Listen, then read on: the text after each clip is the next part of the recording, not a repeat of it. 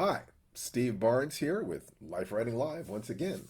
And it's, God, today Thursday already? Oh my God, the week's almost over. Listen, these are going to be really, really short. I think that what I'm going to end up doing is either answering questions or finding things that people are saying on social media and finding ways to address them. And I saw a really good one today. Basically, somebody said, what was it? It was a post about a famous person, maybe a Kardashian, talking about, how you have to work hard to get anything done. And somebody said, I never understood why people who were born rich are given so much credit for being rich. It's easy to get richer when you start rich. It's hard to get rich when you are born middle class. It's almost impossible to get rich if you are born poor unless you have some freakishly amazing talent or at least one adult to see it and help you. All right, and then she said something obscene. So I wanted to take a look at this because there's a lot of truth to that. I mean, I wasn't born poor by my standards. I mean, I guess we were in terms of some measures.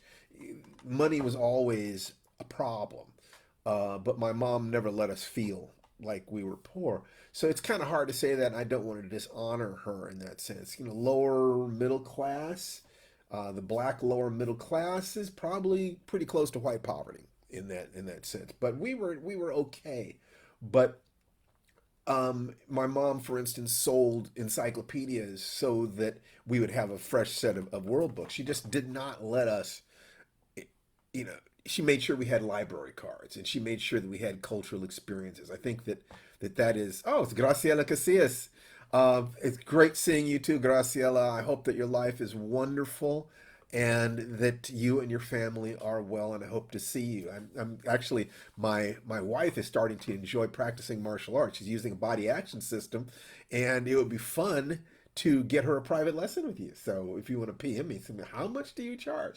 It would be fun. But at any rate, I hope that you are just great. And to Tom Barkley, hello. So the question was, what happens if you start with virtually nothing? So um, when she said what was the line? Unless you have some freakishly amazing talent or at least one adult to see it and help you.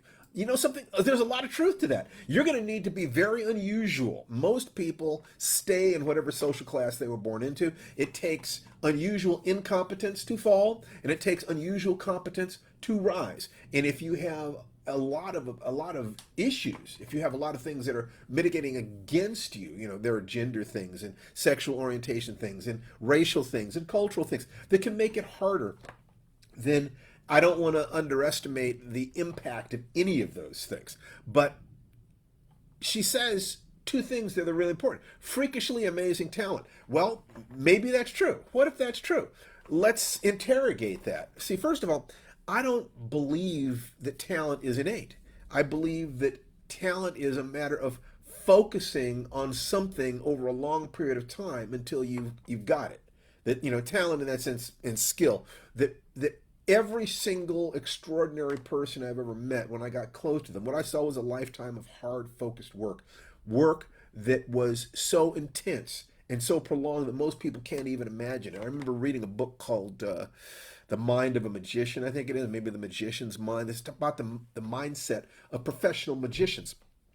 And um, it made it very clear that these people, that the real secret to most of these people is that they spend more time developing their skill than anyone would imagine. There was one guy who has this, mastered this impossible card trick. I mean, just hand him a deck of cards, he can do things with it. It just seemed like literally, mentalism. And his comment was that the secret is that he spent as much time developing that trick as he might have taken to become a brain surgeon. Now, it's probably an exaggeration, but it says something there. And the guy who wrote the book made the comment that some of the best magicians he knows live in their mom's basement. So it's like, yeah, you if you say that you have to have a freakishly amazing talent, then the first thing you say is, okay, well, at least what I would say. If I was starting my life over again, born into poverty, I would say, I'm going to develop a freakishly amazing talent, and I'm going to be sure that it is in some arena where there is enough of a capacity to either prove my talent objectively or demonstrate it to enough people that I can find a mentor, somebody to help me. But that would be my focus. What is that talent going to be? It's probably going to be something that I love doing, because it's the stuff that you love doing that you'll spend the most time doing. For me, that's writing and teaching, martial arts, and being with my family. Man, I love that. I love those things. That just I'm crazy about those things. So I will spend time every day doing those things. And if I continue to model the behaviors and actions of people who are experts in those fields, then I will slowly start getting better. People sometimes get better more rapidly. I think that if there is a talent, that talent is an amazing persistence, the capacity to keep getting up once you've fallen down. That you get knocked down, you get up, you get knocked down, you get up. Because most people look at you and say, "What is wrong with you? Why don't you quit?" And most people do not have that. And that's what I've seen. Most of the people who said they wanted to be writers, there were writers clubs and this that I belonged to, and they didn't continue.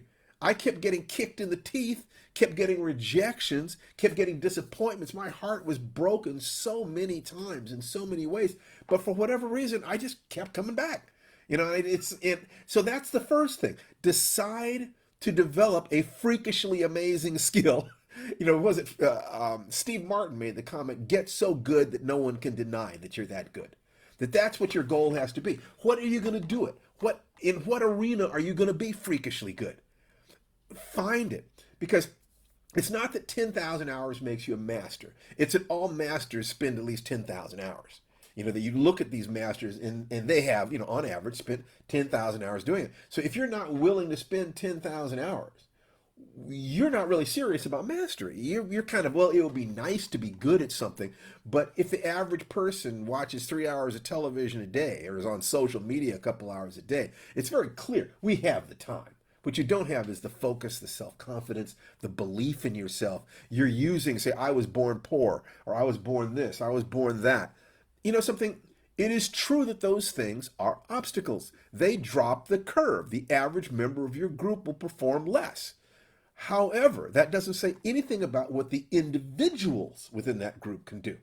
The individuals, if they can change their minds and develop that mindset of, "I'm going to do it," patience my ass, "I'm going to kill something," that attitude.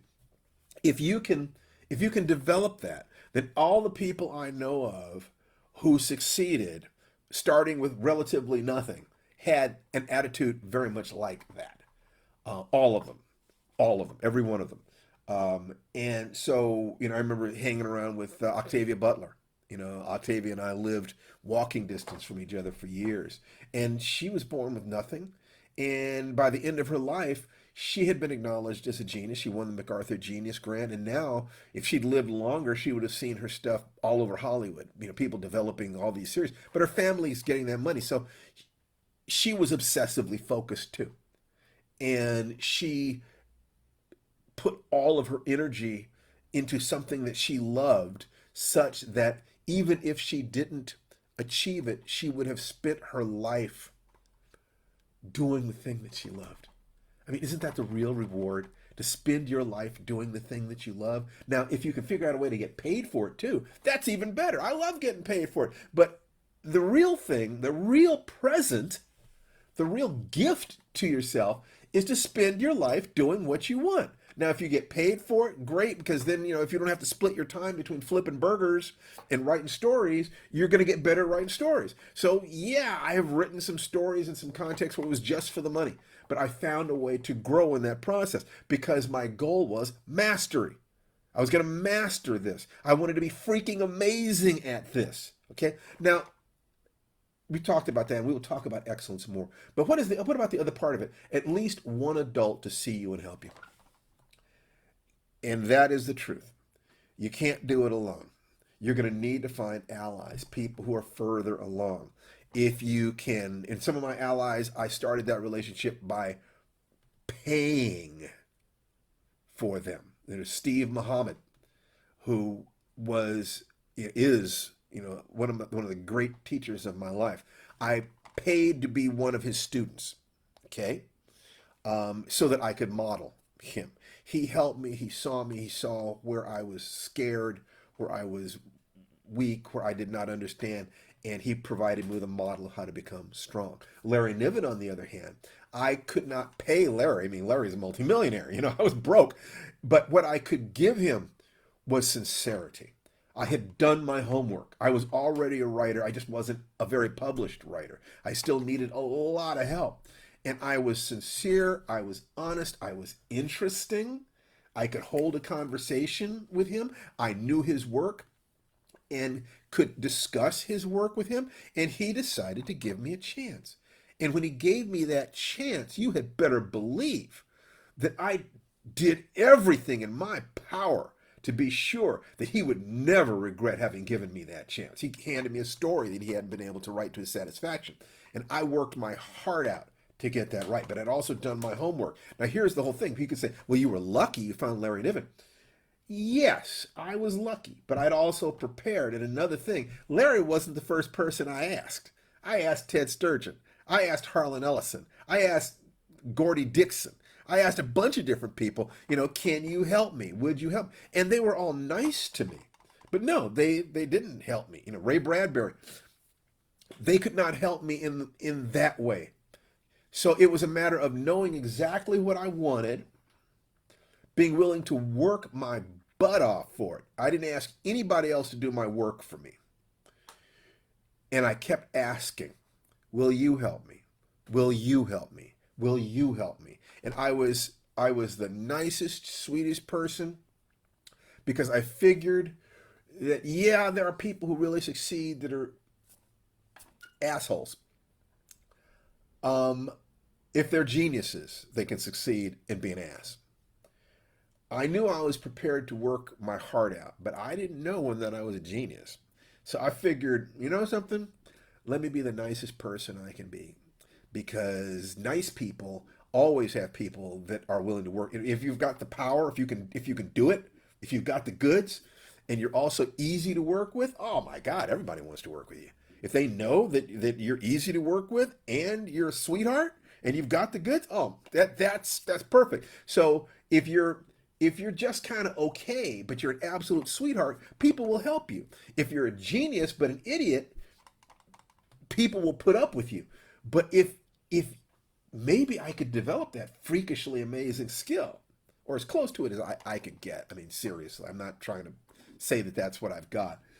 But I'm also as ethical as I can be, as positive as I can be. And my attitude is always, when somebody walks away from me, I want them to feel better than they felt when they were walking toward me. I want to add to their life. I want to lift some of their burdens. I want to be the best gift to the world I can be sincerely.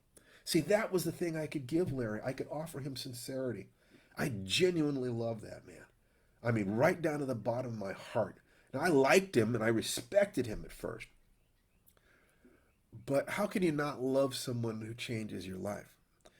And if you have that attitude and you realize that these people, no matter how much they have achieved, they're just human beings like you. And you keep asking, you understand there could be 1,000 different reasons why they say no. They just could be so much going on in their lives. They're just not in a place to be able to do that. Or maybe you haven't done enough work yourself. I would suggest, before you approach a professional writer and ask for help in that way, do your work. Publish a couple short stories. You can say, "Oh, I've published here and here. Would you look at one of my stories and help me understand what I need to do to get to the next level?" And if you've done your work and you approach them honestly and maybe bought them dinner, they're likely to say, "Well, this is different. This person, is carrying their own log. So I'll just tell them what direction to drag that log in." You're not asking them to carry the log for you. They're not, but they can point out the direction that you need to go. You need to train like this. You need to meet this person. You need to change this. And I have found that masters are so generous, are so willing. If you're doing your work, they love you because masters in a very rarefied territory. So they love meeting other people who are exploring the same rarefied territory. So that's like, how to win friends and influence people. Study that. Study how to become a master at something. So that if it's true, if this lady was true in her comment, it's almost impossible to get rich if you're born poor unless you have some freakishly amazing talent and at least one adult to see it and help you. Develop a freakishly amazing talent. Find the people to help you. That's all for today. I've got to do yoga. And, just take care and send me notes if there are things that you want me to address because this is my bliss. This is what I love. Watch my podcast. Or, it's at lifewritingpodcast.com. My wife Tananarive Du and I talk about the artist's life and living it with integrity and energy. And we'd love for you to join us. Lifewritingpodcast.com. Take care. Bye bye.